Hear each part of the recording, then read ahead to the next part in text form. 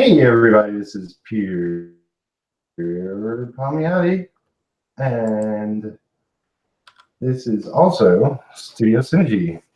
So yeah, off to a rough start. Got my digital thingamajig working. Of course, you can see me drawing some amazing artwork. Wait, that's not me.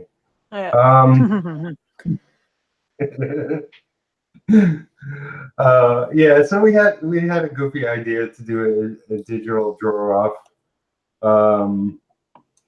but Emmy's here with us tonight, and she's working on her comic, which is awesome. That is awesome. And I don't know enough about this comic, so you're gonna have to talk about it so that I know all about it. It's about. Am I allowed to talk about it now? Well, yeah. whenever you are ready. Yeah, Peter, do what you're doing. Sorry. Jump right in. Go ahead. Oh, okay.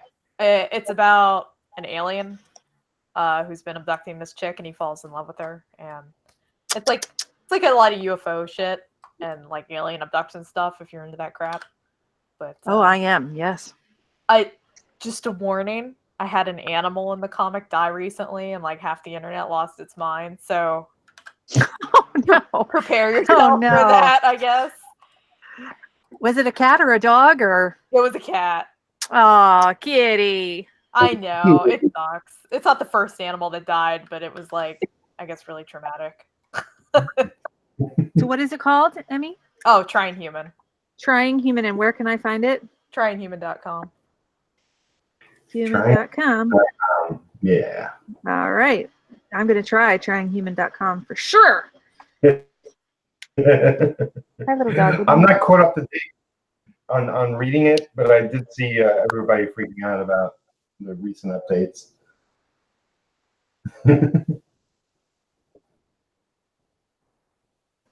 It's pretty wild.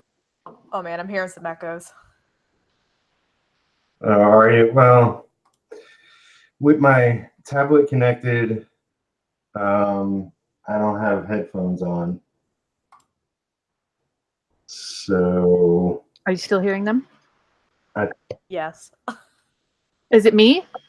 I think it was Peter. Oh, okay. Because I just like muted myself and screamed at my kid to take my dog out, and I didn't know if like I did something wrong. So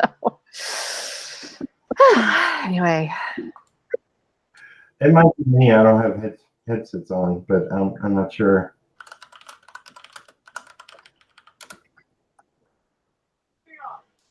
Okay. So Peter, you're on a different setup tonight? Yeah, I got yeah, do you see this? Let me see. It's definitely Peter's setup. Look, I'm drawing. Get some headphones, man. Yeah.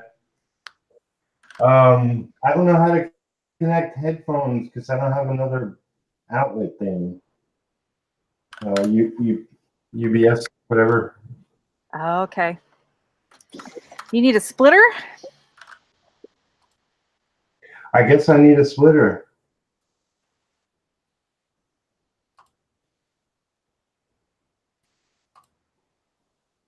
All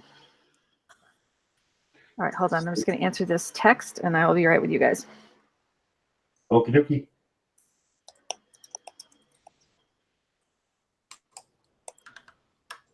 Let's go over here. All right, so we got a number of people. We got Ronnie. Hey, Ronnie. We'll see if Mike shows up. And I'm sorry, technology doesn't work with me.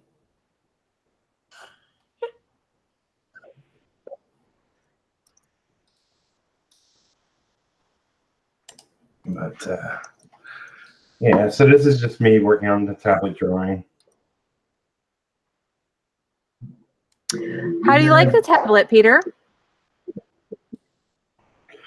Not so much so far. To be perfectly honest, it's going to be a long learning process. And why is it giving? It's giving out on me now. Hello, people. Somebody's got their video on. Is that me? Maybe. All right. Shut up. I don't know what's going on. I'm just hearing 1,000 Peters saying the same thing over and over. Really, it's that bad. So for me, I can hear Peter just fine. It's just that his sound isn't like the best, but he's not echoing like that on my end. So, so that's frustrating, Peter. Poor Emmy. Yeah. What are you doing to her? Roll over. I'm sorry. I could switch to traditional. It isn't me, is it? We'll solve the problem.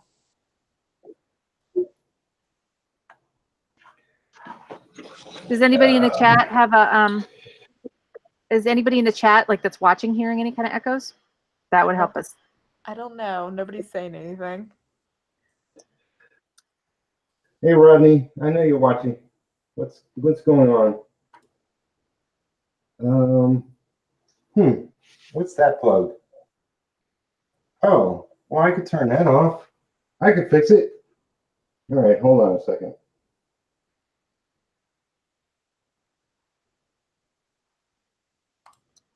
Oh, it was me. My bad. Oh, okay.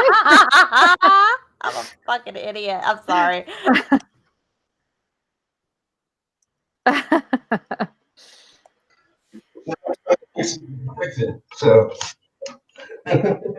So you're using Medibang Paint Pro?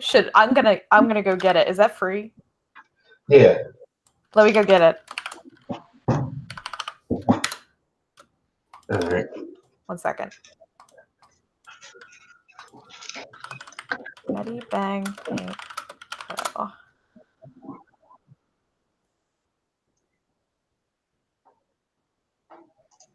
Download. 64-bit. I want to try it out. I want to see what you're using, like what it feels like. Okay, I'm back. So I can hook up my headset. No, now I feel bad. Don't. You don't have to. I got my camera in there. Well, I did already. It was just me being stupid.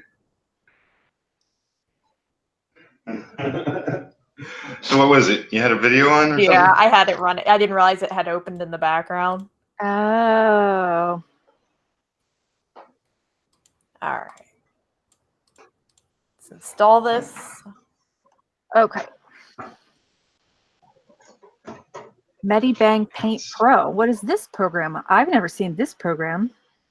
It's just another art program available online, free. It's something I came across years ago, and I'm just comfortable using it. I also have whatchamacallit, the Manga Studio, Clip Studio Paints. Yeah, you should be using that, but but that's more hard to learn. Well, it's like, yeah, I could use the basics of it, but yeah, I got a lot to learn on that. Why is it giving out on me now? God damn it! That's interesting. I don't know. I might be a technology jinx today because I was listening to my husband. I had to go to my husband's recording for his podcast in studio, and they had technical difficulties there as well. So it could be me. I could be jinxing everyone today, technologically. I could be the tech jinx. Tech jinx. All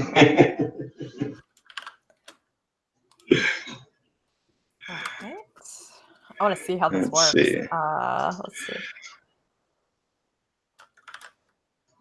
Can you hook Lazy Nezumi to this? Let's see. Hook window. Hello, Zeno. Hey, Ronnie. Ronnie doesn't hear it. Yeah, because it didn't exist. Hook window. All right. Instead, hook Hook window. what? Alright.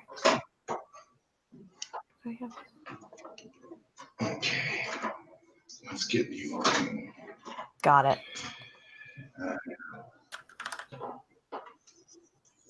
Okay.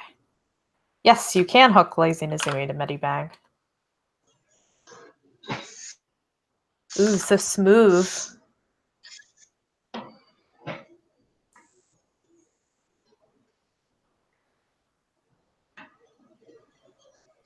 It's a map.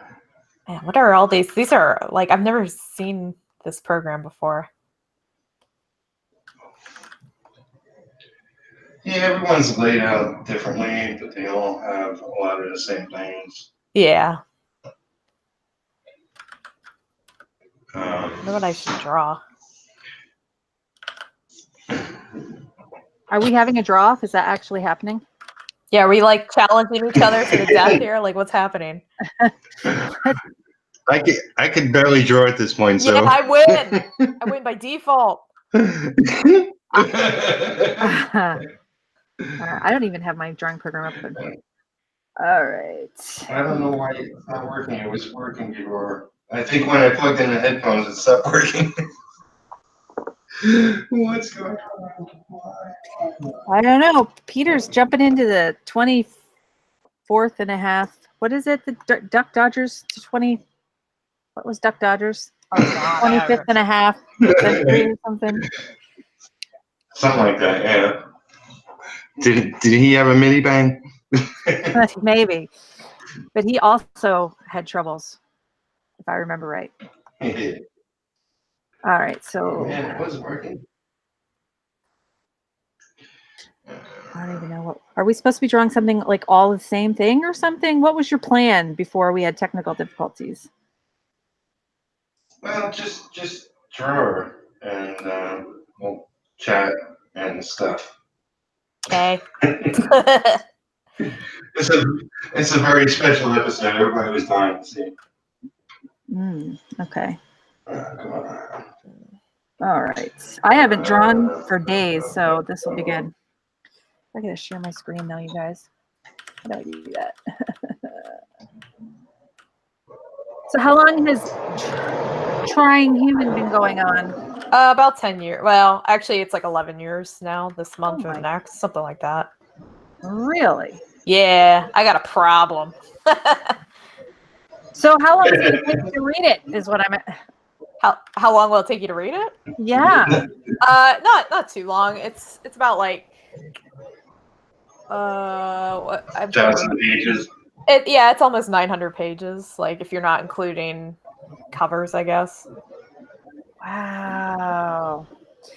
Wow. But it's almost over. Like I've got less than 10 chapters left. It feels weird to say that, but so what are you going to do? Oh, really? yeah, it's coming to a close. The end was in. What are you going to do after?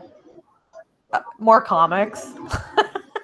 I mean, do you have like a projected next one slated and stuff? Do you have? Well, I have like some side stories I've written for Trying Human that I guess a lot of people are really looking forward to. So I guess I'll keep doing that. They're like really short though. Like each story is like about the size of like 1 or 2 chapters of Trying Human. And then, but I don't normally write the kind of stuff that Trying Human is. I normally write like horror stuff and like thriller, like maybe not thriller is the right word, but like mystery stuff. I don't usually write like sappity love romance stuff. So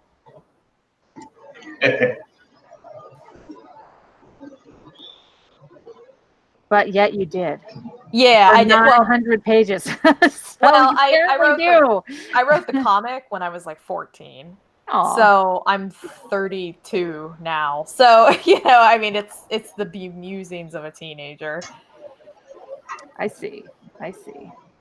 I'm totally gonna have to read this now. If you hate it, don't tell me. I won't hate it. Did you? I love sappy romance. So, did you print any of these, or has it just been a webcomic the whole time? No, the books are in print now. The first, so every book is 4 chapters. So the first 2 books are out, volume 1 and volume 2, and I'm working on putting the 3rd one into print.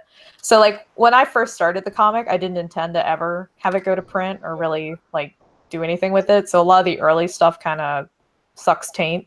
So I'm like slowly working my way through and like cleaning stuff up for print. Like the colors aren't like safe for print. They're not the right size. The text is all wrong. So. And are you just like self-publishing these, or did you Kickstart them, or how are you?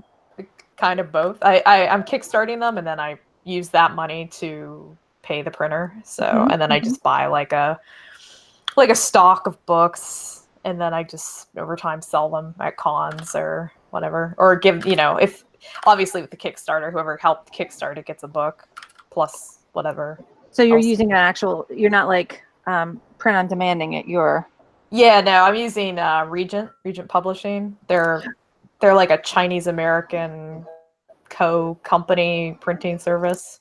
But well, I shouldn't say that. I they've been good to me, but if I was gonna print another book, I'd probably go with Print Ninja because they are more versed, I think, in comics. Whereas Regent, they're just like, we can make the books look nice, but they don't know anything about like comics. Like every time there's like even a slight bit of art that gets cut off, they email me about it. And I'm like, it's okay. A little bit of art can get cut off. Like I understand what bleed is and all that, but they kind of panic a little bit. I think they normally just print like regular books, like, written books. So with comics, I think they're a little tender, a little nervous. So what's the rate out there? Peter, what are you doing? Sounds like he's summoning a demon over there. I know, right? Bumming out. In order to create a new work. It was working, now it's not working. So Unplug the headphones. It's all my fault. Oh no. So I know that there were some possible guys. do you not hear me? Good.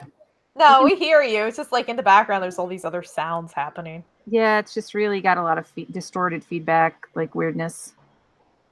I got the AC going, but you should pick up too much of that. No, it's not the AC. It's like demons. Do you have demons? It's probably because I'm doing the hangout and have the tablet going and bad internet. It's probably not a good combination. Well, you know what? Screw it. I'm not gonna do this. Just not drawn. Yeah. Are you gonna go? Are you gonna bust out the old school? I'm just not drawn. Yeah.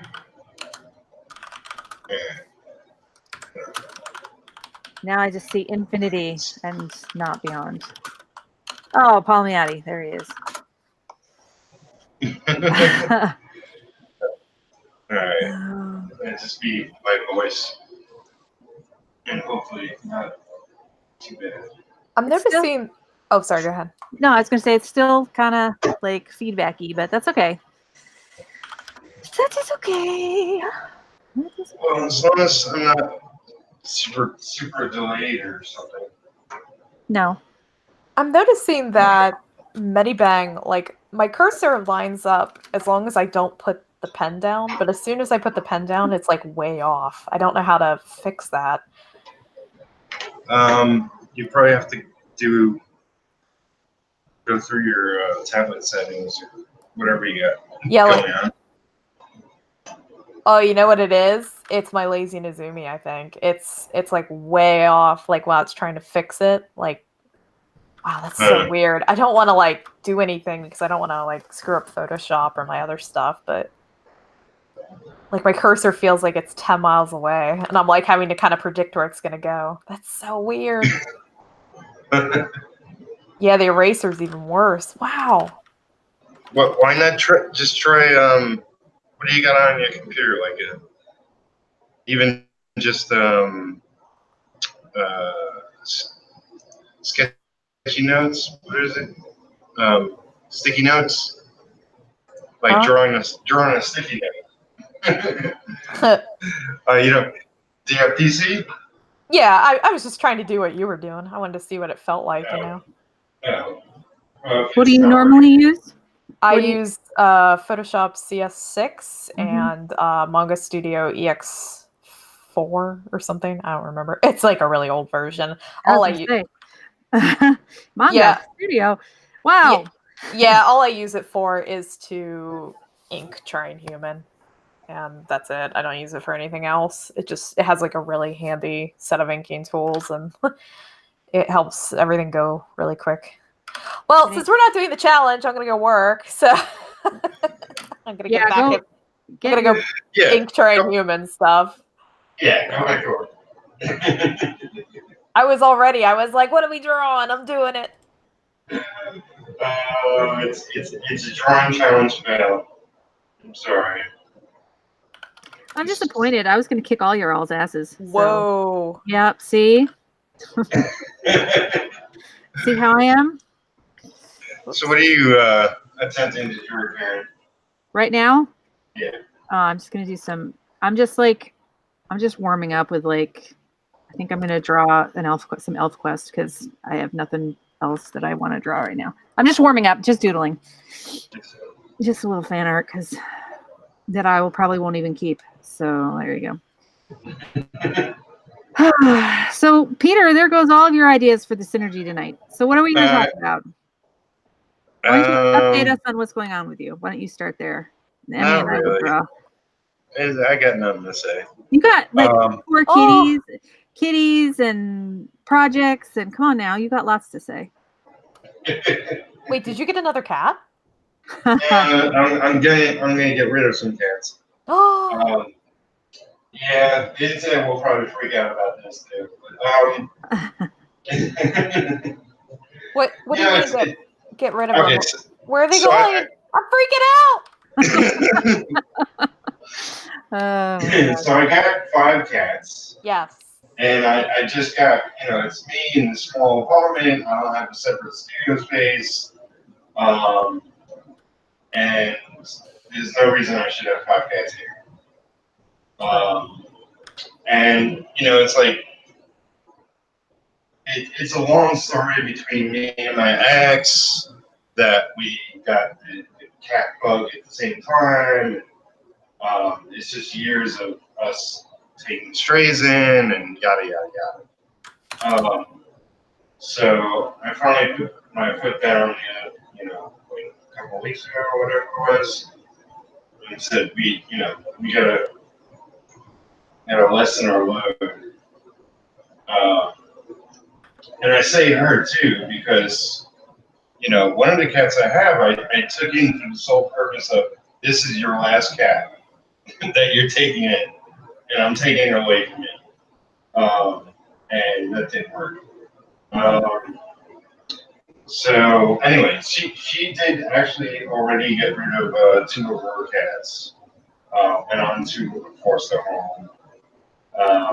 One of them was pregnant, and still hasn't given birth to babies. Yeah. But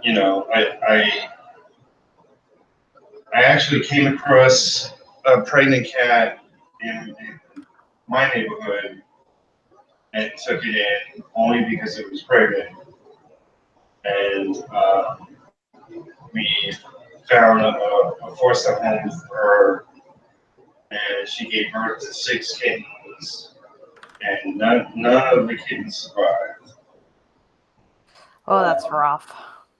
Yeah, so, and it was like, it's like I told Lisa, it's like, the only reason I'm taking this cat in is because it's pregnant, and it's like full on pregnant. And as soon as I got into the apartment, she was like eating up a storm for at least an hour straight. She was just eating. So sure if that added to, problems with babies or whatever, but certainly didn't help that, she was probably out there with nothing to eat. Were they stillborn or? No, I mean, she gave birth to 6 kittens. On the first night, we got word that one of the kittens didn't look good. But it was like, whatever it's been, maybe a week later, and none of them survived. That's sad. Yeah, that is so sad. Thanks, Peter. Do you got any other chestnuts to share with us? Except the kitty's now no longer on the streets, and she's going to be. Yeah, she's getting taken care of, and I mean that was the main reason anyway. Because she, with kitten births, it's always like iffy. Yeah, I know. I'm just giving you a rough time. Yeah. Sorry. Survival rate is not good. So yeah, she needs to get rid of 2, so now she has 4. One of them is questionable whether it will continue on or we'll have to put her to sleep because her health has been an issue for years. Mm-hmm. And I have 5, and I'm getting rid of 3. Which ones are you gonna keep? I'm keeping the one I had the longest, which is Cleopatra. She's a snow Bengal. Ooh. And I'm keeping a cat by the name of Thumper because actually he is, a friend of mine. Him and his wife split. They have 2 kids. So he was like, I can't take care of it. It was a cat, a gerbil, and something else. Guinea pig, I think. He's like, I can't take care of him. I work 6 days a week. I work 12-hour days. He's a chef. So I said, I'll take him in. And this was all a while ago. But they come every once in a while to visit, like the kids. They love seeing him, hang out with him. So Thumper I'll keep, and Ripley, and Cleopatra, I'll keep. Is Ripley the tortoiseshell? Or... Yeah. You gotta keep them torties. No. I'm getting rid of Ripley. Why did I come to this? I love her, but she's more than a handful. I taught her all the bad habits, and she's always in my face and always wants to cuddle and everything. Sounds just like my tortie. Yeah, I mean, she's wonderful. I hate her because she loves me. Yeah, I don't hate her at all. Damn cats and their affection. Well, it's like I can't really choose anyway. It's like, what do I choose? It's like, but Ripley would be perfect for a kid, family of young kids. She's totally loving. Okay, but you're not like sending them off to like kill shelters or anything. No.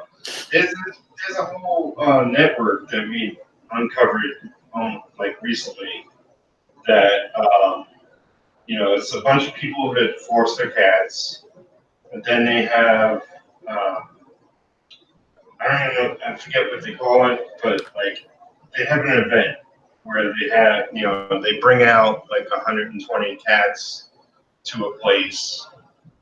In my town, it was like the Army Guard place. And they try to get forever homes for them. And with the recent event, they actually found, I think it was 25 or 26 of them homes. So they do that all the time. And then, they have various places where they keep them. I met one woman who was amazing. And she has like sort of exotic cats that she takes care of that, actually pays for all the other cats she fosters. But she also had like some raccoons and some deer and just, uh, lots of cats. Lots of baby cats too. Um, lots of cats that had babies recently. Yeah, so our pregnant cat that Lisa had went there. She hasn't given birth yet, so she's taking her time. But yeah, they will go to the foster in the first place, and then to birth homes. Um, because they constantly just cycle through cats. Yeah, It's just, we have 4 animals, and the one we got the closest to giving away was our snake. She's just so big. She's an oaf. And but she's by far like our easiest pet. So finally, after we got her a better setup, we were like, okay, we can keep her now. But she was a handful. What kind of snake is she? Rainbow boa, Brazilian rainbow boa. Wow. Yeah, she's a good girl. She's a snake. They don't do shit, but like she's not like talented or anything for a snake. But she was getting to be kind of a handful for a while there. We lived in a really small place, and then I got upset. I was like, no, we can't get rid of her. We've taken her on. We've had her all these years. We have to keep her forever. But how old is she? She is 12, I want to say. I think she's our oldest pet. She'll probably live to be like 30. So, wow. Yeah, she'll be around. How long is she now? She's like somewhere between 5 and 6 feet. It's been a while since we've measured her, so but she won't grow anymore. She's done. And do you guys feed her live or dead rodents? Dead.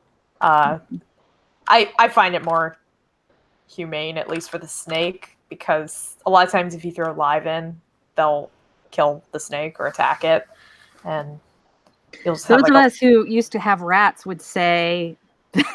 Yeah, no, no, honestly, I know. I love rats too. I guess it's just circle of life, Yeah, it's like I don't think even about. Well, I mean, I do think about it, but like all the animals that go into pet food and stuff. Whoa. I know. I just tease. But no, I had a roommate. She wasn't my roommate. She lived next door to me in college, and she had rats, and I loved them, and they were so cute. Oh, but. Yeah, no more pets. I'm done with pets. So. Done with pets? And what else do you have? I have a German Shepherd and then 2 cats. And you're done? Come on now, that's not true. I'm done because we travel a lot, and okay. It's hard for me. Like they're like kids to me. I can't. Like my womb is a stone, so these are the best I can do, and like. I hate to leave them, and I get really anxious when we're gone. I have to call like everybody who's watching them 100,000 times. I'm like, how are they doing? How are they doing? How are they doing? Mm-hmm. So it's not the right time for you to be having animals. No, right, just your life's too busy. It's like when we travel, it's never like, oh, we're gonna go to like Ohio. It's always like we're going to Japan for like 3 weeks, and I'm like, oh. No. So yeah, that's a problem. So yeah, it's too much for me. And I love them too much. I don't want to leave them ever. Aw. So these are your last animals for now? For now. Yeah, no. I can't like 100% swear off pets. I love cats in particular. I've always had cats. So. Yeah, dogs are harder to leave for sure. Yeah, no, they need like 6 billion extra steps of care that cats do not need. Yeah. So you either have to pay for them to be kenneled, or you have to have somebody take them in, or it's a pain. Yeah. Yeah. When we lived in California, we had to pay a pet hotel to look after her, and it was $1 billion. I don't remember how much it was, but it was pricey. Yeah. So I hear ya. I have to go to a family thing this summer, and I'm like, but the puppy, I don't think we can go. oh, what kind do you have? Well, I have a Chihuahua puppy that's 8 months, and then I also have another small dog, but we just got the puppy, and she's not fully potty trained. We've only had her for like 2 months now, maybe at the most. And I'm like, she's going to pee and poop all over your house because we don't board them, So I'd have to bring him to my in-laws, which is normally fine.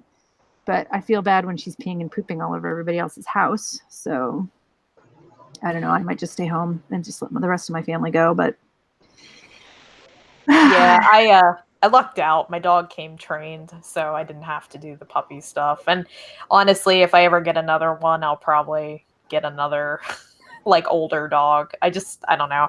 I can't do the puppy stuff. But she's the most difficult I've had for sure. She's very stubborn, and what kind is she? She's just a regular old Chihuahua. The Chihuahua. That's right. I'm sorry. I thought you meant the other one. No, the other one is a Shih Tzu Bichon mix, and Gotcha.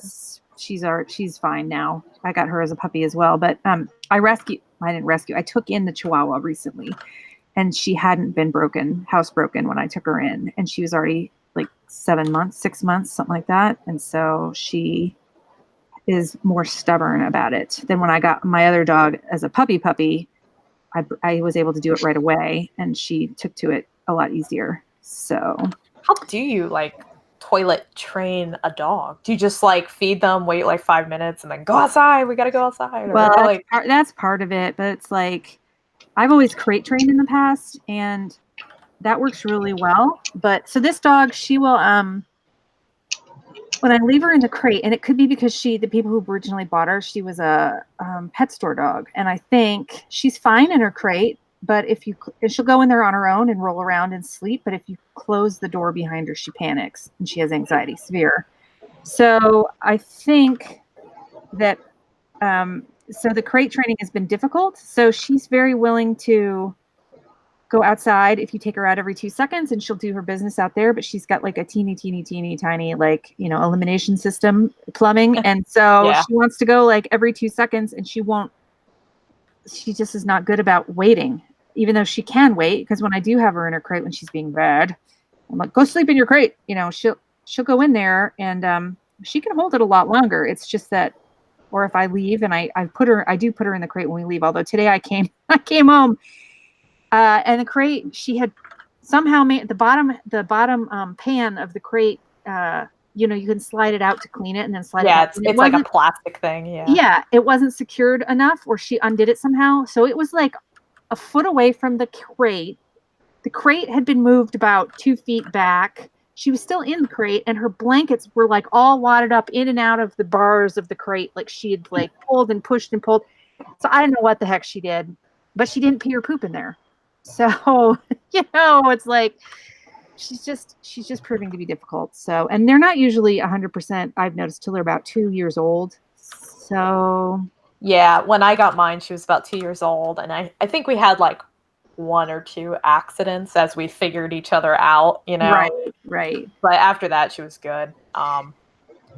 So it's frustrating. And, but she willingly goes outside and willingly does her business outside. It's just she doesn't hold it long enough in the house. She sneaks off and does it.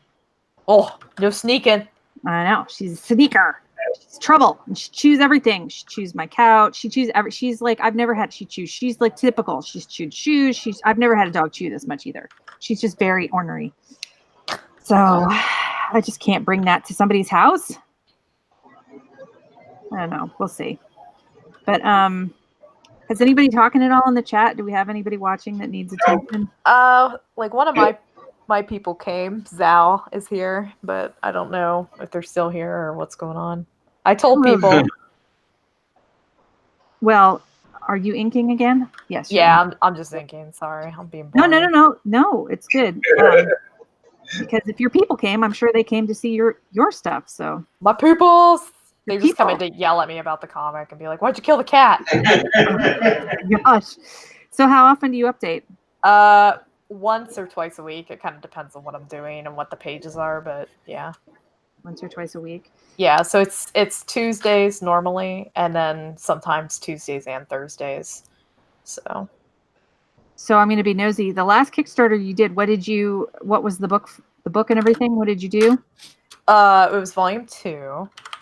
Mhm. I'm going over to Kickstarter because I don't know. It's been a little while. Log me in. But what do you want to know? I'm just curious, like anything that you want to, like how many. So you say do you go to cons and you sell them on your website, the extra copies that you're able to purchase if you have extras from, like, obviously you fulfill your backers and stuff. And Yeah. And then, so what are you doing now? Like, are you all out of books, or do you actually have it? Like, Oh no, I still have them. If you want one, if you want Well, to give me some money, I might want one, but I'm also curious. Like, are you actually running this as like a full-on con business, or how are you working your? I'm not super hardcore about cons. By the way, Ronnie, I see your question. I will answer it. I'm not like super hardcore about cons because I don't know. Cons have kind of sucked in the last few years. They've really gone downhill. I don't know what's going on. I don't know if it's like the economy or something, but I don't make that much at cons. Cons are more like just a big elaborate like marketing events for me where I'm like, yay, look at my comic, you know. Mhm. But yeah, most of my sales are online. So I have a Stormby site that I use. And do you get a lot of traffic then from the comic to people then going over and buying the print, or do you feel like, how would you? I mean, I don't know if you're somebody who keeps like hard numbers of like percentages and or do you just what is your feel of it like? I don't keep like hardcore track of like, I don't know how many people come to the site or read the comic or anything. I don't know. I made up my mind a long time ago. I wasn't going to worry about that shit. I was just going to draw a comic. So there you go. Because I think I would go a little bonkers. Like my Patreon the last few months has been losing some backers. Not like a ton, but enough that I'm like, okay, that's okay, you know.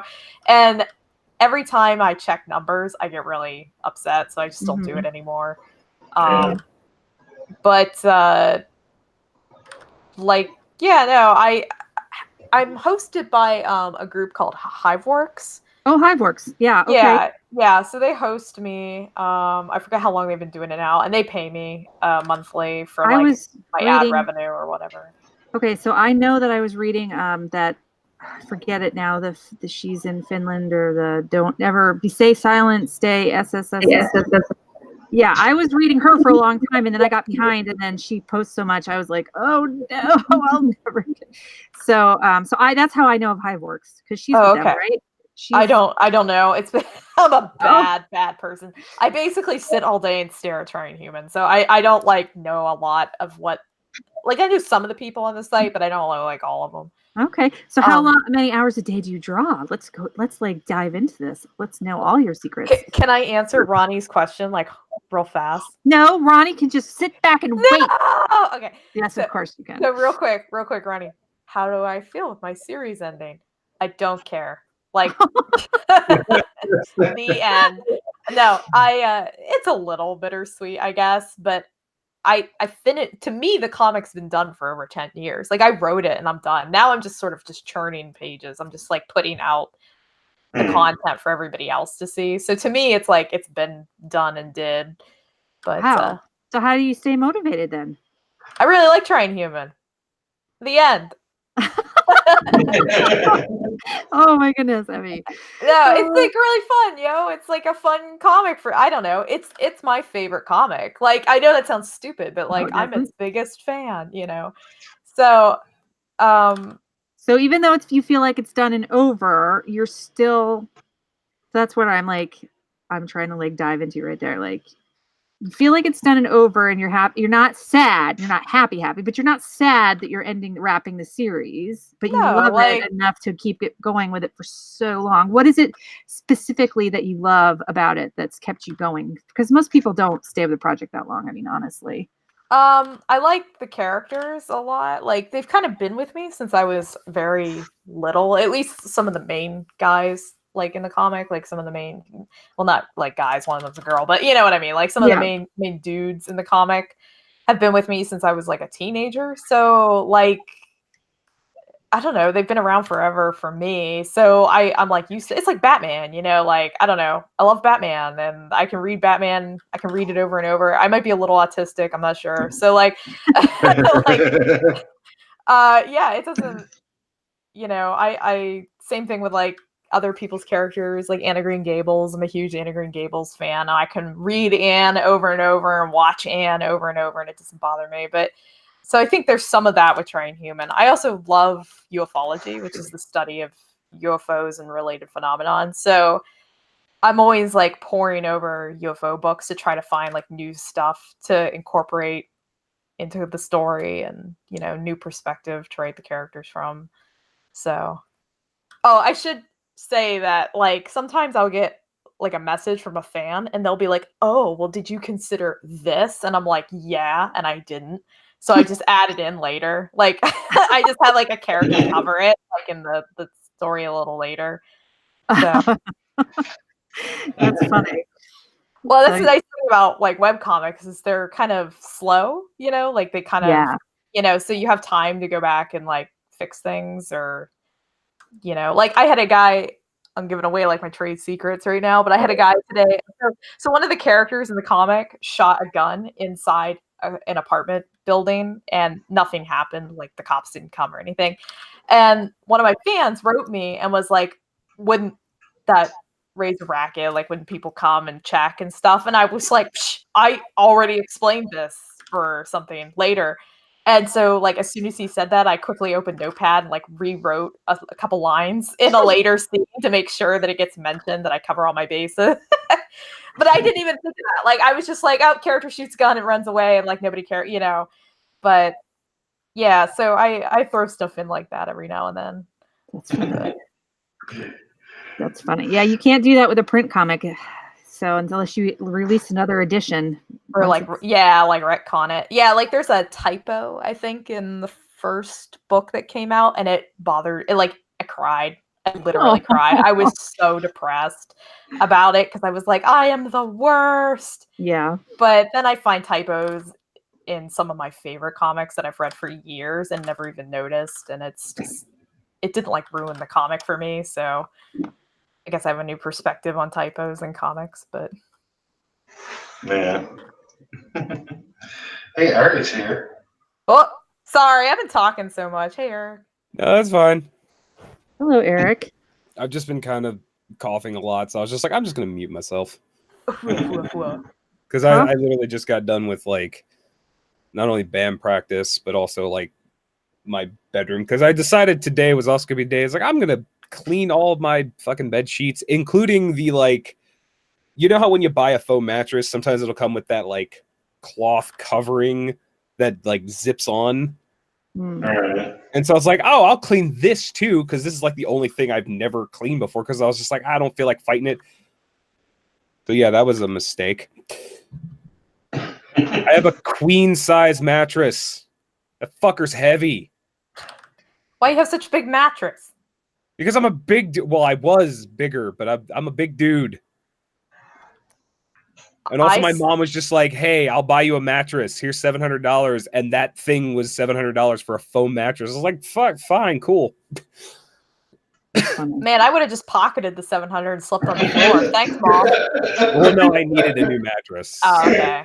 I slept on the floor for years. And I only got a mattress like a couple months ago. Yeah, like I was originally sleeping on like, I guess it's a twin. Yeah. And like, my feet would start like hanging over the edge of the fucking bed and stuff. And I was big guy, so I took up the entirety of that fucking mattress back then. Got it. So Wait, how tall are you? How tall am I? Yeah. Depending on the day, I'm between 6 and 6'2". Oh, okay, yeah. I'm like a little puny nothing, so I'm like, I'm gonna sleep in a chest of drawers, like. Yeah. So one birthday, my mom was just like, "Hey, I'll buy you a new mattress for your birthday," Like she didn't just give me $700. We went to a fucking Oh, gotcha. mattress store and she was like, pick one out. And so I literally laid in this like giant foam mattress. And I was gonna just say, hey, why don't we get like one step down? But it's like, Yeah, no. like a race car bed. Get a race car bed. But no, it's weird. Like the moment you go from a twin and a full, you immediately jump up to like the king queen sizes. So there's like a weird discrepancy. And I'm like, the full size was even kind of not that comfortable, and they didn't have it in the mattress I wanted. So my mom was just like, screw it, I'll just buy you a queen size mattress. And I was like, okay. Yeah, I remember when I first got married and we combined our finances, we were like, let's get a bedroom set and be adults. And so we got a king size bed because I was insane. And yep. Yeah, and it was way too big. And like, of course, we moved it across the country and like and eventually my back really started to hurt. And it turned out the mattress was too soft. So I just snapped one night and I was like, that's it. I'm sleeping on the floor. And we got rid of the whole set, like everything that came with it, and the mattress. And then we slept on the floor for like 7 years or something. So yeah, no. And, wow. And then and people kept getting like upset with us. Like it was like super controversial, I guess, to sleep on the floor. So we finally because we'd have people over and we didn't even own one bed. Like, it was like, well, you can sleep on the floor or sleep in your car. I mean, that was pretty much the only options at our place. You had no couch? We did, but it was like a really small love seat. Oh. So we it's always just the two of us, so we never like own furniture or anything. We only own like 2 plates and 2 chairs and just enough for the two of. No, I'm like serious. And since we came back, we finally we started to like buy stuff. Like we bought 2 extra chairs for our dining room table, so that like we can have human beings in the house and stuff. So I'm totally like that. I just need 2 of everything just in case somebody else shows up or whatever. Yeah, I remember when I first moved to Kentucky, I stayed at my friend's place a little while, but when I got my first apartment in Kentucky, I pretty much laid on the floor. There was a carpeted bedroom, and I just threw a comforter over me. I was like, I'm fine. It's like you have to have the back for it. Yeah, no. It's like I think if you have a bad back, I would not recommend sleeping on the floor. Yeah, no, I cannot lay on the floor. That kills my back. But I loved it. It's like I kind of miss it at times. It's like, why am I on this squishy thing? I want to sleep on the ground. It's funny. I was on crowdfunding comics not too long ago. With the whole D100 Syndology project. Mm-hmm. And that's Bill Tucci with his friend Niall. Bill Tucci inherited my parents' bedroom set. Oh, weird. Yeah, it's like really like old furniture that would, take an atomic blast. And it's still around and it's still in good condition. It's like I totally forgot he inherited it. Is this the Bill Tucci that wrote like She? Yeah. Okay. I looked him up on Wikipedia. Yeah. I was like, who be this? Hoops. Yeah. He's a good guy, and my older brother's closer friends with him, but I knew him just before She happened. She happened.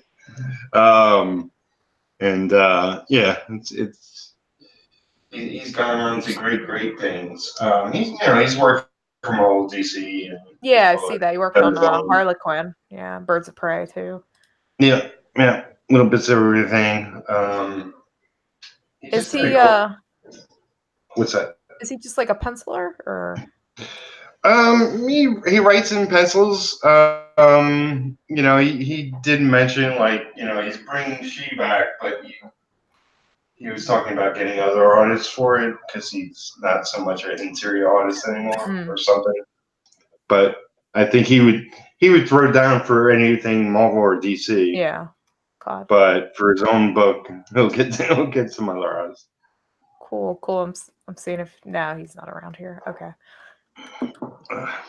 But yeah, I mean, I just it's like he mentioned that during our conversation on his show, and it's like, oh yeah, I forgot who got wound up with the bedroom set, because it was just like such an incredible bedroom set, and it's like, yeah, it's still surviving after all these years.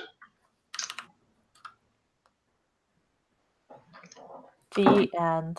And Oh, there we go. scene. Oh my gosh. But what else is going on? I don't know. There's so much going on. My mind is mud. I've been doing a lot of organizing and just like going through. I clean up a lot of my bookmarks because I like put them all in one place. I'm like, you know, I'm not going to be intaking 100% new stuff anymore, or at least for the foreseeable short future. I'm just going to go through all the old videos I bookmarked and actually watch them, or say this is something I never want to see.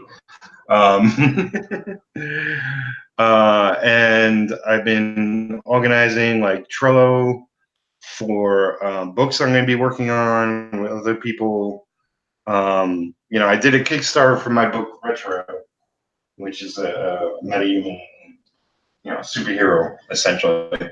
And I'm going to have a bunch of other characters. I'm currently working with 3 other artists for 3 other books that will follow up Retro, and that's going really well.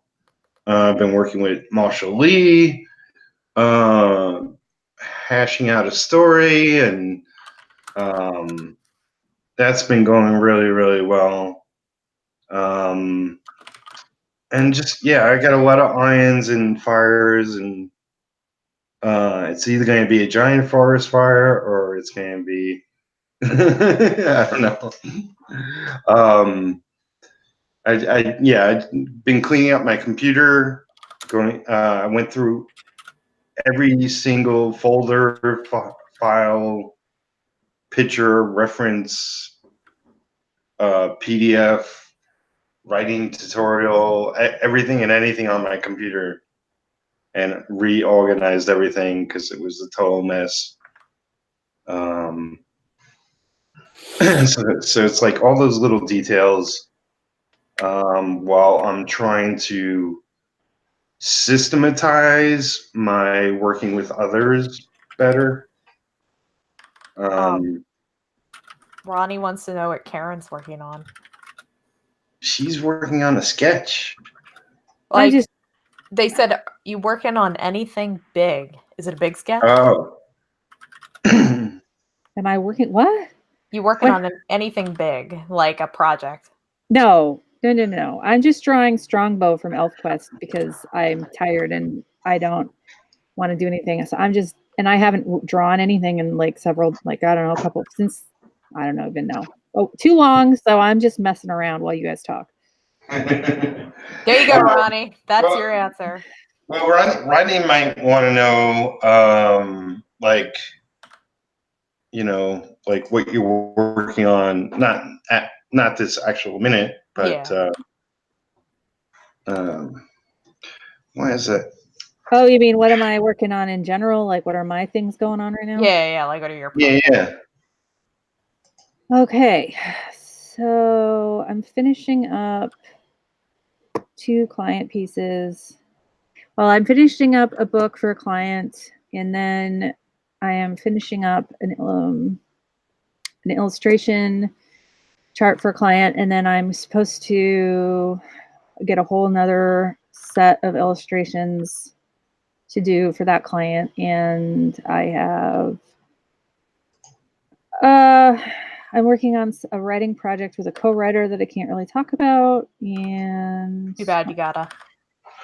I can't. It's not comic related. I can't talk about it. I can't talk about it. I'm sorry. I can't talk about it.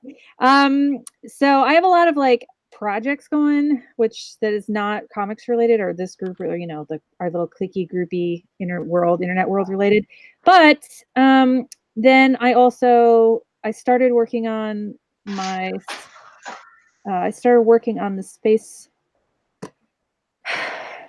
Space Assassin comic book. I started writing that.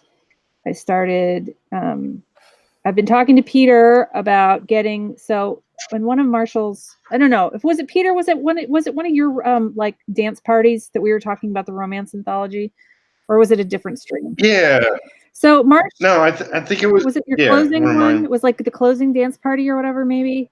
So it was like Russ was on. I did a 7-hour. Yeah. A 7-hour hangout. I remember it was me and Russ and Marshall for sure talking about it, and I don't remember who else was around. I'm sure more people. And we said we need to do a romance comic anthology. So that is actually going to start going into the planning stages, and we have some people interested. So the only I don't know yet. It depends on how many people want to like do a short comic to be in the romance anthology. We don't know how many pages it will be or what the requirements are yet till we see what kind of interest there is, because it's not going to be. It's going to be like just. It's not going to be curated. Okay. So it's just going to be like, hey, do you guys want to do this thing? Yeah, I want to do that thing. So, and then the only requirement that I think it needs to have is a happily ever after. And so there's no genre requirement other than it's a happily ever after romance. It could be sci-fi. It could be, there's no like gender. Oh, maybe I could do my one comic finally that I have an old romance comic I wrote called The Pinecone Wife, and I stopped working on it because Trying Human. So you might be interested. So we might have another person interested. That's exciting. Yeah, I can throw something out there. I'm pretty good at comics. I think you've got the experience is what you're saying, right? That sounds so stupid. Well, and I don't feel like I said, it's so I do comics well. I can do the picture with the bubble. I think for me, I just want it to be something fun, and I don't there's nobody here that's got like, I don't feel like anything should be curated right now because this doesn't have any kind of like proven, like you must get into this cool anthology and it's got a huge wait list. And you know what I'm saying? It's just a fun project for anybody who really wants in, and that however many people want in depends on how long it'll be or if they have to wait till next time, or and people always say yes and then they have a commitment come up and they can't do it. And so it's just in the very, very beginning stages of where I'd like to try with Peter's help and, other to start, who's interested in maybe doing something. Let's all talk. And then I'll set up a place for us all to talk. I've done a lot of anthologies before. So you're a go-to girl for romance anthology helper. Well, let me put it this way. I've done comics for anthologies, but I've never like done an anthology. Like I've never set it up and did all that shit. So, I can provide a drawing. I can provide a work for said book, but I cannot do anything else. So you would like to be possibly a contributor, is what you're saying? Yeah. Like hardcore. I could, excellent. That would be awesome. That would be super awesome. So I'm going to start, I have to get a couple things off my plate. And then, so my idea was, hold on a second, the dog, just a minute. Hold on, I got to mute myself so I can scream. Goddamn Cujo! Mini Cujo. So this is the puppy. She just came up to me. I'm upstairs. Everybody else is downstairs. She runs all the way upstairs to me, jumps up on me and licks me and tells me she needs to go. Instead of telling them where the door is. So, because I'm the alpha. Okay, so my original thought, and this is subject to change, of course, would be that February is a great time for a romance anthology. Oh, yeah. So, I'd like to try to get it at least, set, and here's the contributors, and here's the plan. This summer, and then everybody has, the fall and stuff. to work on it. So, Sounds but yeah, good. that is like probably the only other major, I mean, other than my things I can't talk about stuff, client work and stuff. That's the main Stuff. thing. Stuff. But yeah, I'm excited about it because I love the romance. I love it. I love it so. Does it have to be straight romance? No, it does not. Okay. Like I said, the only requirement, doesn't even have to be human romance. The only requirement is that it has a happily ever after, because in the romance genre of like books and everything else, it is not a romance if it doesn't have a happily ever after. Can it be bittersweet? Now it has to be happily. In this book, it has to be happily ever after. Oh man. I know. It's a challenge, right? To be considered, only because I'm coming at it from a romance novel background, and truly, so there can be no two. I guess there's two rules, and this is because we were talking about this on the stream that one night. The only real rules in romance in general, which is a huge multi-billion-dollar industry, right, is you can't cheat. There can be no cheating, otherwise it's not a true romance, and you can't have. It has to be. It can be a happily for now, usually, but the best is happily ever after. So those are the requirements. Like if you're going to write a romance novel, those are the two requirements that you have to meet. Otherwise, things are like wide open. Don't tell me what to do, Mom. No. No, I will. I have a comic written. Like I wrote it years and years ago, but I only got to like doing the logo and the character designs. I never got around to actually doing work on it. But I don't even remember really how it ends. So I have to go like read it and make sure that it's not too tragical or anything. No tragedy. There's enough tragedy in the world right now. I don't want to read tragedy. That's selfish, you know. That's why I asked like bittersweet, because like, well, like united forever kind of stuff, but not like crazy like suicides or anything like that. oh my God, it's no Romeo and Juliet. That's not happy. Yeah, That's no. It's like a tragedy, right? So like, you know, so, and it's funny because I guess like, so if you think about like 50 Shades of Grey, right? No, can we not? Like, can we not think about that? Well, I love that book. Yeah, even though I don't, you know, it's not like Pulitzer Prize material. I still love them. But when I got done with reading the first one originally, when they were first out, it wasn't a happily ever after. And I was like, oh my God.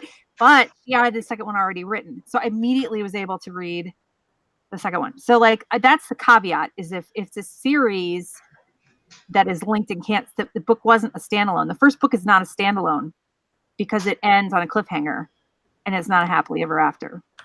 Doesn't that whole thing end with him like leaving her for good and like it's sad? No. It's a happily ever after. It's like a hardcore original gangsta happily ever after. Everything you would ever want. Wasn't it originally a Twilight fan fiction? Yes, but it's nothing really like Twilight. I mean, so like the thrust of Twilight. I'm sorry, I got us on this topic. I know. Like the thrust of Twilight until like the last book was the love triangle, even though Bella really never loved Jake, but the fans did, right? So there's no love triangle in 50. So like, you know, it started off, but it veers. I mean, I think that was just the germ of her idea, right? But that has nothing to do with me. Anyway, whatever. My point was, everybody knows 50, whether they've read it or seen the movie or just heard about it for hearsay and they don't want to know about it. But so in that case, the very first book, it wasn't actually technically a happily ever after, but it was 3 books. They're not standalones, right? It's a whole like one mega novel split into 3. Yeah. You said you had experience in the romance novel industry. Like, what did you do? I'm just curious. Oh no, I don't have experience. Well, no, I love the romance novel. Got it. Oh, and love it. And I have been writing in it forever, but I haven't actually really done it. No, I just love romances. I read them, I consume them. I'm a huge fan. My main character in Trying Human, she reads Harlequins. Like, those are the main ones that she reads. But what genre of Harlequins? Like fantasy, like you know, like prince and princess crap. So yeah, because there's like a million subgenres, right? And yeah, right when you're writing. I didn't get like real hardcore. You only you can see the spines of them in a lot of chapters, but you only see the cover of one that she has. You just see the red spines. I don't actually use the Harlequin logo because I don't want to be sued. Yeah, right. But, yeah. Did you know, speaking of Harlequin, that so I am like a hardcore consumer of any manga that comes my way. I'll buy anything, read anything. I don't care. I just want to see the art for the most part. Harlequin, for a while, published manga in Japan based on some of their best-selling romance novels because they were trying to sell romance novels in Japan and they weren't really selling. So they were like, oh, let's just make them into manga. And they're really strange. I have them. They're really well drawn. It's just like they're trying to cram an entire romance novel into like, I don't know, 40 to 50 pages of comic, you know? And they take out like all the juicy stuff. I think they were trying to aim them for like a younger market. And they have hot pink pages. Really? Yeah, like the paper's white, but the inking is like hot pink. Oh my gosh, that is amazing. They're really they came out in English for a little while, so I do have one of the English ones, but there used to be a bookstore near me that would sell used manga for $1 a piece. So I would go in with like $20, $40 and just like buy a million books. Yeah. And it was in one of the piles. I was like, what is this? And I got into this whole world of like Harlequin romance novel Japanese comic books. It was really weird. That's really cool though. I would into that. I would totally like to read that. Yeah, the one that I have is about a girl who her stupid little brother enters her into a contest where she can meet this famous actor or singer. I can't remember what he was now. And because like only women could enter. I don't know, maybe the brother was like low-key gay or something, but he entered her into this contest and the guy comes and she wins like a fantasy weekend away with the guy. And then like at the end of the book, they tell you like what the like where to buy the actual Harlequin novels so that you're like filled in on the whole story and stuff. Yeah, I it's been a little while since I've looked at it, but so that's a whole thing. Really? That's really, really cool. Yeah, I love so you can tell that I don't really like full-on romance manga as much, but like my favorite is like Inuyasha and stuff. So yeah, I love Inuyasha. That's Rumiko Takahashi. Exactly. And so that's got like romance and action and so it's very good. I put it off for years because when I was younger, it was like everybody liked it and I was trying to be an edgelord and was like, no, I don't like that shit. And then like I got a lot of it. But do you love Sashomaru? Is he not your favorite? He is my favorite. See? Yeah. So and I like the little girl that runs around with them. I always forget her name. Rin? Yeah. Yep, they're my favorites too. Yeah, they're my favorites too. Rin. Sorry, Peter. We're having like a moment. So yeah. So anyway, I'll have more when I get a little bit more because Peter and I don't know, we just started like actually saying, let's actually make this actually on a planning board or something, like not just words. Yeah, we got people interested. We got you know, we all want to pay homage to all the great romances before us. And you know, so and I think originally a lot of it was like a lot of the people that were interested was because it was an homage to like the romance comics, you know, in American comics in the 40s, 30s, like the ones in the 70s or whatever. 70s, yeah, all those that like a lot of the great, but a lot of those aren't all nice, even though they're romance comics. So, you know, a lot of them are like, a lot of them are very actually like, misogynistic and awful, but still well drawn. Yeah, but and a product of their times. But the art is amazing, and I love them, and they're cheesy. So I'm looking at them right now. So but so anyway, I guess I want a helmet. I can put the book together, I can edit it, all that stuff. So I'll run all of that. And so since I basically co-opted it, I guess Peter said Marshall just wanted to contribute, and yeah, you know, Peter's trying to put out like 3 books, and also was interested, is like got a million gigs going on, and so I was like, I'll do it. Yeah. Oh man, I just found one called, it was from DC's Young Love. Yeah. I totally forgot about these. I found one where a dude's like trying to romance a nun.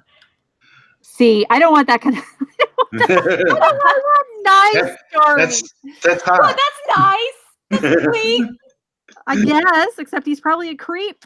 He's probably a creepazoid. A lot of the guys in them were creeps and left the girls heartbroken in those Cool. romance novels. And so romance comics. And I turn on the news every day. Like I turn on the interwebs, and there's just so much sadness in the world. Good night, sweetie. Night. That my Night. son's going to bed. That I don't want to have to slog through sadness in a comic book. And Every cover is a chick crying. Oh my gosh. well, there can be angst. It just has to. There can be angst. Angst is good. It just needs to have a happily ever after at the end. Dude, this one's hot. I found one. Dare you read it alone, Misty? There's like a mad scientist on the cover. I have like a total thing for mad scientists. So Uh-oh. yeah, I got a problem. But That's funny. So anyway, that's all. Like I said, I don't care. It can be sad and angsty and tearjerkery as long as it ends happy. So, and I don't know how much, like, depending on how many people want to do it, I don't know how many pages every day will get, 1,000. So if there's oh no. Wait, 1,000 for each of us? Yeah, we gotta do 1,000 pages. Lol. I can't do that, yo. No. And you already, how long did that take you to do 900 pages? I don't want to talk about it. Mm-hmm. A weekend. A weekend. That's fine. I'm going to be curious to see. Now, did you like all your original, at the early part when I go online and I start reading, is it going to be like the evolution of you as an artist as you go through? No. So Or did you read through your stuff? So let me explain. I'm going to go over to my website right now, actually, so I'm Okay. correct about everything. So when you start the comic, it will be the refurbed art for Trying Human. But if you are like interested and you want to see what the old pages looked like, there's a link on the bottom right-hand side that says Trying Human First Tries. And if you go to that link, you'll get volumes 1, 2, and 3, which volume 3 is in the process of being redrawn. But if you go there, you can click on individual pages and see what the old one looked like versus the new one and all that. So not only did you do 900 pages worth, you freaking redid 900 pages. No, not all 900. I've redone about, what page am I on? I've redone about 340 of them. Oh my God. So you are a monster, an art monster. Yeah, I've drawn about 12 to 1,300 pages now. Like, I kind of forget with like covers and promotional material and stuff like that. But it's such great work, and it's a great story. You'll dig it, Karen. Okay, good. Yeah, and it's pretty hardcore in the romance. There's a lot of couples in it. So you're speaking to my language. Yeah, there's I think a couple you'll really like. Their names are Phyllis and there's an alien named EB1, and they kind of have a thing going on in the comic. They're in the flashbacks. Like every chapter, there's a flashback to 1947 that deals with the Roswell crash and everything that went on at Area 51 around that time. And then it jumps to the present and like deals with all the stupid young people trying to get their shit together. And then it goes back at the beginning of the next chapter to the past. So yeah, it's a thing. It's a whole thing. So enjoy or not. I will. And it sounds like I love that kind of stuff. I don't know if you could see my messy studio, which sometimes appears and sometimes doesn't. I have I want to believe poster in the background behind. Yeah. So I got one too. So I will probably quite enjoy this. I'm pretty obnoxious with the UFO stuff. I try not to talk about it because like I'm not even trying to get people to believe in it or anything. I'm just like, oh, it's so interesting. Like, I just want to talk about it all the time. Do you believe it? I don't know. You don't know? It doesn't matter. It's just so interesting. Like, so I really enjoy it. And I try to have like an open mind about all that stuff and everything. My main character, she's kind of like a well, now she's boning an alien, so I guess she has to kind of believe. But like, But up until that, she's kind of snippy and like, I don't know what you would call her. She's not like overly mean, but she's kind of a jerk to the aliens. So, no, she's kind of going through some emotional stuff right now. I need all the readers to kind of like keep their shit together for a little while because it's gotta get better, you know. Is it only? Oh no, you said it was on Hiveworks. So yeah, tryinghuman.com. It is on Hiveworks. I think for a long time I was like the only sci-fi on there. I was all alone in the sci-fi category. So So that's interesting. How did you hook up with Hiveworks? They contacted me. So, oh God, this is a lot of drama, which I was there for it, but I didn't know it was all happening when it was happening. So a long time ago, I was hosted by a site called the Rampage Network. Well, first I hosted myself. And then they were like, hey, do you want to join our network of webcomics? And I didn't really know what that was. But at the time, I was trying to get any sort of recognition for Trying Human. I just was like, please, let me read my comic. And so I joined them. And apparently the guy who ran the Rampage Network, I'm kind of speaking out of turn a little bit, but I think he was like kind of a failed businessman who didn't really know what he was doing. And he pretty quickly like ran it into the ground, and then he wouldn't return my domain to me. So I originally owned like the domain tryinghuman.com, and I was like, give it back and we'll never talk of this again. And finally I kept threatening him, and I had to get my husband to talk to him, which was fucking awkward. And then finally he returned it. Because I don't know, he just wasn't listening to me. Maybe he needed like a man. He needed a penis to come and tell him to be good or something. Was he trying to like get you to like buy it back from him at like an outrageous No, amount? he just wasn't responding to me. I think he was like kind of in the death throes of that site, and he was like hoping that somehow he could turn it around or save it. And I was like, nah, dog, I'm not going down with this ship, so give me the domain back. And in our contract, it said like he would return it. And that was a big thing. I made him promise me that if anything went wrong, I was going to get the domain back. So then after that. Well, you had it in the contract. That was smart. Yeah, that was smart. Yeah, I get everything in writing because I'm kind of anal. But I just went on to keep posting it myself. And I was getting contacted. I know another webcomic artist named Yamano. She writes Sister Claire. And she was like, hey, my friend Jojo is starting this this network of comics. And I was like, no, because I was like, I had been so badly burned by the other one and I didn't want to do it. And it was nothing personal against Jojo. He's a really nice guy, but like, I was just scared. I was traumatized. Right. And coincidentally, I ended up being contacted by the people who run Tapastic, if you've ever heard of them. Oh, yeah, I know. Yep. Yeah. And they were like, hey, would you be willing to host Trying Human on our site and try to like drive some revenue in here? And I was like, yeah, but they were kind of implying like you have to take it down everywhere and only host it on Tapastic. Oh, they wanted an exclusive thing? That's weird. Yeah. And well, so here's the deal with that. And I found this out later. So Korea, so we're going overseas, boys.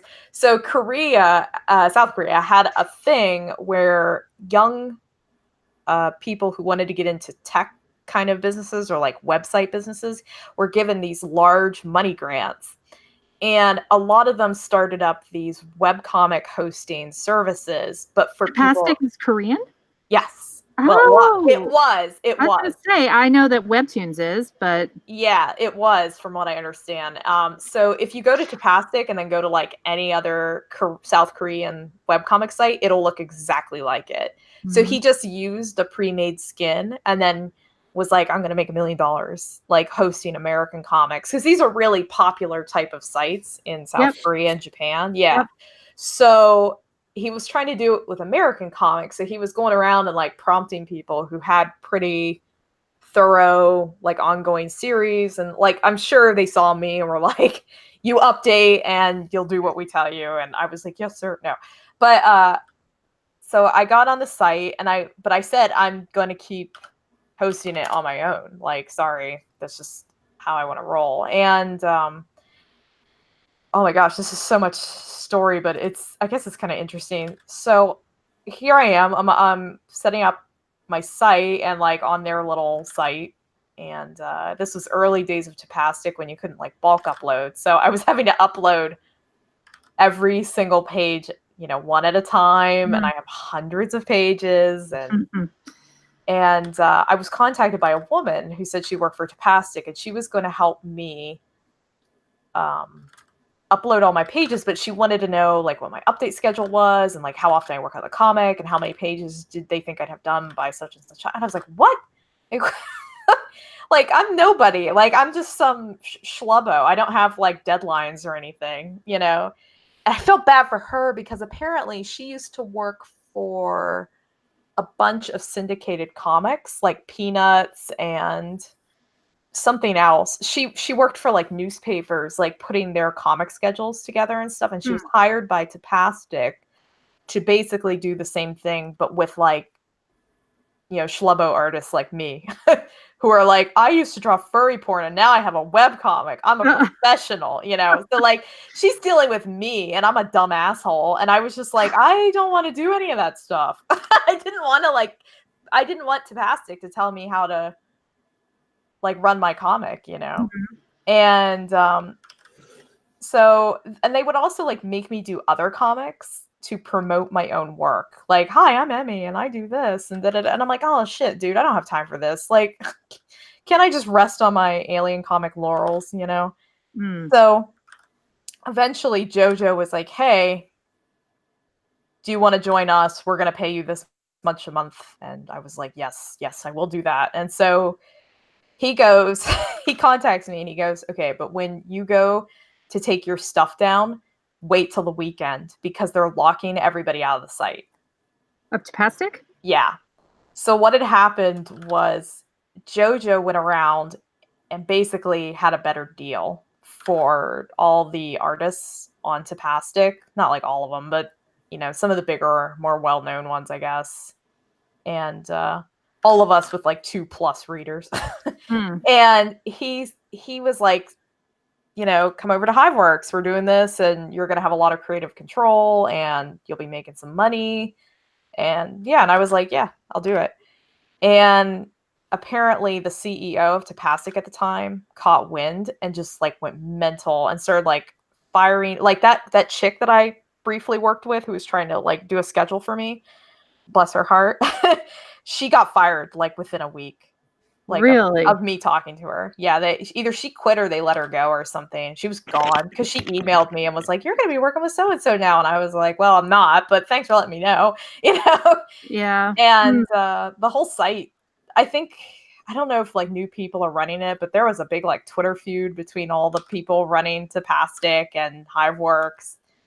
And I thought Tapastic did not handle themselves professionally. And I bailed. I bailed really fast. And it sucked because for a while I was recommending Tapastic to new webcomic artists. But now I never recommend it because I'm too afraid that they're going to like lock their art on there and they won't be able to like take it down, you know. Right. I guess some of the people that were leaving at the time to go over to Hiveworks were bringing in like a ton of ad revenue for Tapastic. And like not everybody was getting paid or I don't know all the details, but now how long ago was that? Because I know that they had a God. bad reputation for a while and then it seems like it's smoothed out because they've changed a lot of stuff over there. Or is it still, are you still hearing that it's like, I don't know. janky?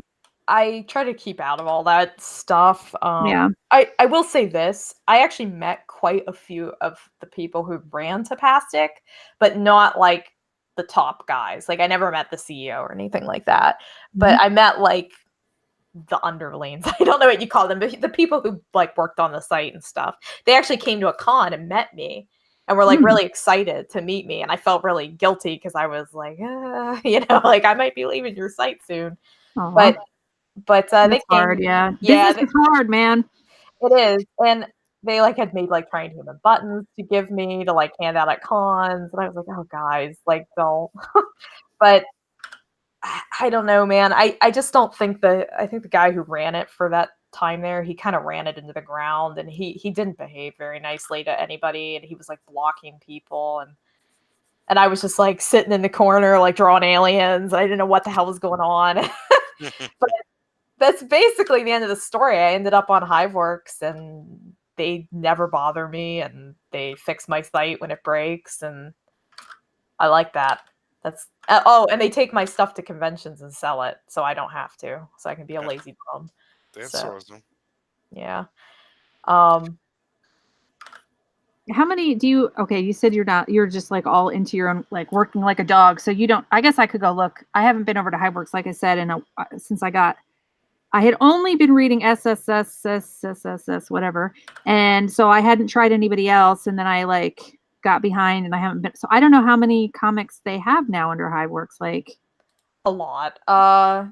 They have. Let me go look real quick. They just got a new person actually that I really dig their stuff. It's called Phantomstein. It's a combination of Frankenstein and Phantom of the Opera. Like I'm not sure how it plays out, but they got No Need for Bushido. Oh my gosh, that's an old comic too. That was online before I was doing my stuff. But yeah, they got some comics on there. They got 2. No, I don't know. They've got a lot. I know I was saying that they must have grown since the last time. I'll have to go I'll have to go give it a gander now and see how they've grown and what's up then, and try to give some things a try maybe, because make a note. Highworks. Yeah, no, they're run by a friend of mine named JoJo, obviously, but then why am I blanking on her name? Oh my god, she's gonna hear this and be like, "What's wrong with you?" Or but is her comic completed now? Yeah, there's quite a few comics that are finished over there now too. Oh yeah, wow, a lot more than I thought.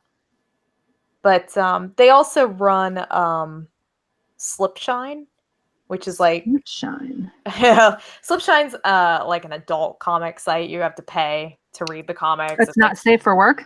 No, it's not safe for work. Mm. They run Slipshine, so like I have backup plans in case like the world implodes on me and I have to make some mooney. Got to make that coin.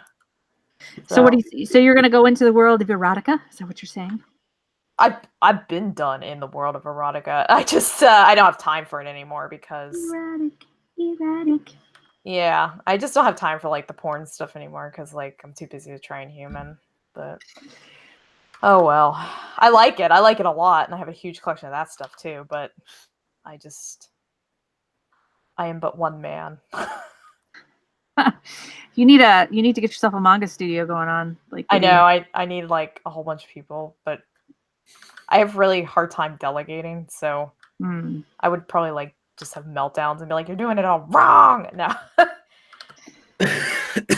Yes, it sounds like you have some control issues, which is not a bad thing as a creator. I have a friend. Her name's Sigurdi, and she lives in Norway, and it's really weird, but she draws almost identical to me, and like I really want to do work with her because I feel like, like her stuff's so similar looking to mine. She's kind of branched out now. She's kind of going away and doing her own stuff, but her own style and all that. But for a long time, like she can mimic my work really easily, and I'm like, oh man, come on, like we should do something together. But that's yeah, do something together. As in, please do half the work for me, please. Oh God, yes, please. That's the one thing I don't like about working alone is not only do I have to do it all, but I then have to take the brunt of any criticism, or any negative comments. Like I don't have anybody I can like powwow with and like cheer myself back up with, like I have a couple friends who do webcomics, but they do them with other people, and so like if they get shit for their comics, they have each other to kind of like go to and be like, that dude's wrong, we're awesome. Like I don't have anybody to do that with. Like I guess I could look in the mirror and be like, don't worry, Emmy, you're doing great, and then go cry. Oh my god. No, I bet you what am I trying to say? I bet you could probably, don't you have like a loyal like little group of fans that you could like hardcore get yourself a little Facebook page support group? And I mean I have like stuff like that, but I try not to interact with them a lot because I don't want them to think I'm like a weak ninny who needs like emotional support over my comic. All right, Emmy. Well, you can always text me if you need some support. I'll be here for you. You haven't even read the thing yet. I know, but as a fellow creator, I'll give you the love. It's all you're part of a Facebook group now, so you're gonna read it and be like, man, this really does suck. Like, what's your problem? Like, No, I don't think so. what's your major malfunction, yo? I doubt it. I'll probably love it. It's got like romance and UFO stuff and aliens. How could I not? Thank you. So it's going to be right up my cup of tea. Right up my, because some of the stuff I'm writing is alien romance novel stuff that I dabble on my own. So there's no way I'm not going to like this. Let's just put it that way. My mom, well, like everybody in my family reads the comic, which really feels strange. But my mom, she's always like going on to like YouTube or wherever, and if she sees a negative comment, she gets like so pissy about it and stuff. Oh. Like, I think it's like she doesn't really get the internet, so The internet is full of terrible people. yeah. And I try to tell her, I'm like, no, mom is cool. He can say that. It's not like if they're just like criticizing my art or whatever, like I don't really give a shit. But like, if they were sending death threats, I'd have to like shut that stuff down.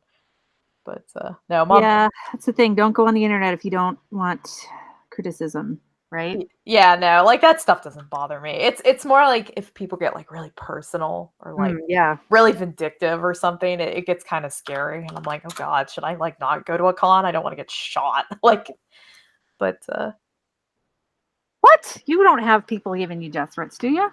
Oh yeah. Seriously.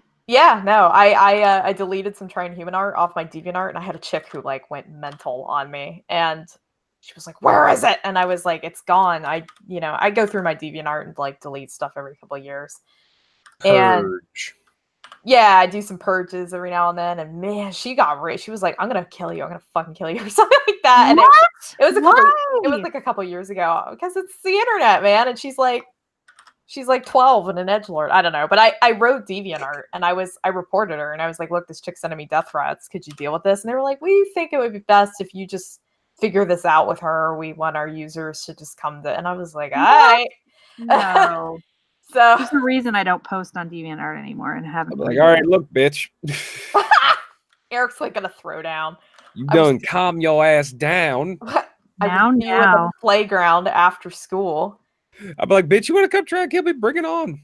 So is DeviantArt still kind of like, so when I was, before there was anything else, there was many things, but DeviantArt was huge, right? In the 2000s, right? Huge.